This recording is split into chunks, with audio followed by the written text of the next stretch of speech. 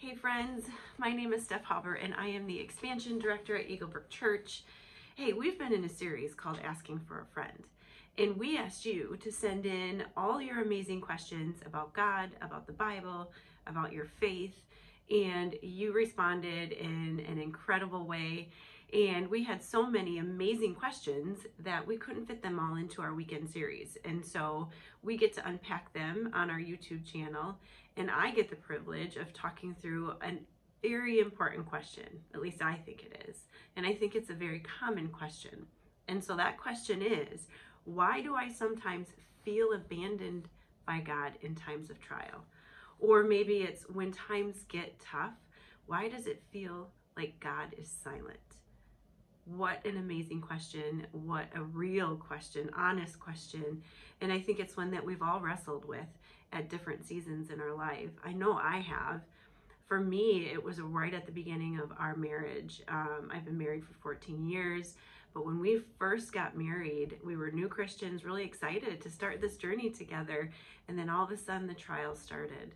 And it was for about 5 years that we really walked through some hard stuff together. And so many times through that season in our lives, we asked God, where are you? And why aren't you answering our prayers? Or why do we feel so alone during this time? And maybe that's you right now. Maybe you are walking through a really hard time in life. Maybe you are feeling like you have no idea where God is in all of it. And I hope that we can really unpack this question today together. Now, the good news is you're not alone. You're not alone because a lot of us walk through times of trial. But also there were people in the Bible that walked through the exact same things. There were people in the Bible that talked about suffering and wondered where God was during those times. For example, Abraham and his wife Sarah. They felt that God's promise of a child had went unfulfilled. They waited years and years and years to conceive a child. Job, his troubles were so great and so overwhelming that he thought God had abandoned him. He thought God was angry at him. Even Joseph, he walked through so many trials in his life. And the Bible doesn't specifically say that he felt abandoned by God, but when you read his story, you can just imagine that as he walked through so many of these things that he was dealing with, how lost and alone he must have felt. And then there's King David. King David wrote a lot of the Psalms that we read in our Bible, and he has some of the most heartfelt prayers and honest and real emotion that he put down on paper for us. And so I actually pulled out Psalm 13 that I wanted to walk through with you today and just share some verses from that psalm, because I think it really does describe just some of the seasons and some of the different phases that we walk through when it comes to feeling like God is alone and not with us through our struggles. And so King David wrote in Psalm 13, he was actually hiding alone in a cave, feeling and wondering, God, where are you? In the first few verses, you can feel his despair almost. So I bet you can relate to what he shares. First verse says, how long, O Lord? Just that question I know I've asked multiple times in different struggles that I've had. Will you forget me forever? How long will you hide your face from me? That is so true and so honest and so real, isn't it? And so as I was reading through these various stories throughout the last few weeks, a few questions popped into my mind that I wanted to ask you today. And that first question is, what is your pit? Now I say pit because I'm thinking about the story of Joseph. Joseph was quite literally thrown into a pit, and he was thrown into that pit by his brothers. And that's my question to you today. What is your pit? Now, often it's not a space or a place we're in, but it's a situation that we're in. It's a feeling that we just can't shake. Maybe it's despair. Maybe it's hurt. Maybe it's betrayal. Or maybe it's all of the above, and you just can't seem to pull yourself out of that emotional pit that you're in. And I believe, in all honesty, that in order for us to move forward and out of our pit, we have to name what it is. We have to call it what it is. So for example, in Psalm 13, David writes, "How must I wrestle with my thoughts and every day have sorrow in my heart?" So how long must I wrestle with my thoughts and every day have sorrow in my heart? He was honest with God about how he was feeling. And that's what I want to ask you today. Have you been honest with God about your feelings and the emotions that you're having? Have you told him that you don't feel like he's with you? And then once you've talked with God, have you shared just how you're feeling with somebody who can help support you and who is a safe person in your life? I honestly believe in order to move out of our pit and start moving away from that, we have to name it and call it what it is. Have a conversation with God. Have a conversation with somebody that cares about you as well. Second question that I wanted to ask you is, what is your perspective? In trials and suffering, I believe that perspective is everything.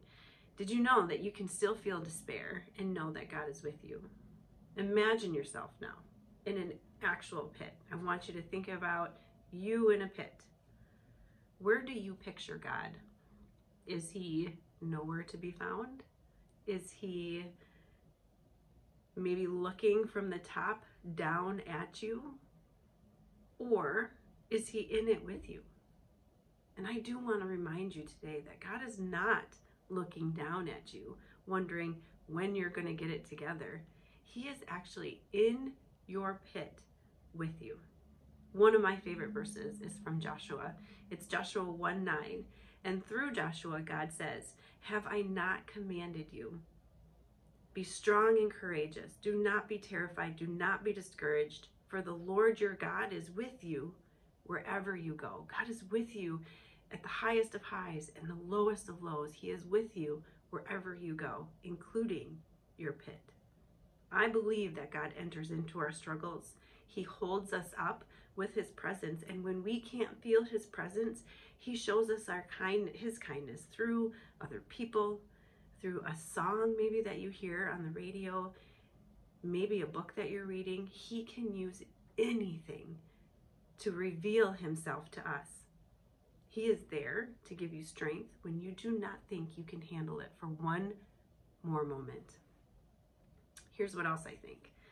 If you are open to it, I think God wants to teach us something in our pit. He wants to give us a new perspective about a situation. He wants to give us wisdom about a situation. Are you open to hearing what he has for you in this? Now, the third question that I have for you is, do you know God's promises? So often we walk through our trials and we forget that we have promises from God that he has given us through his word.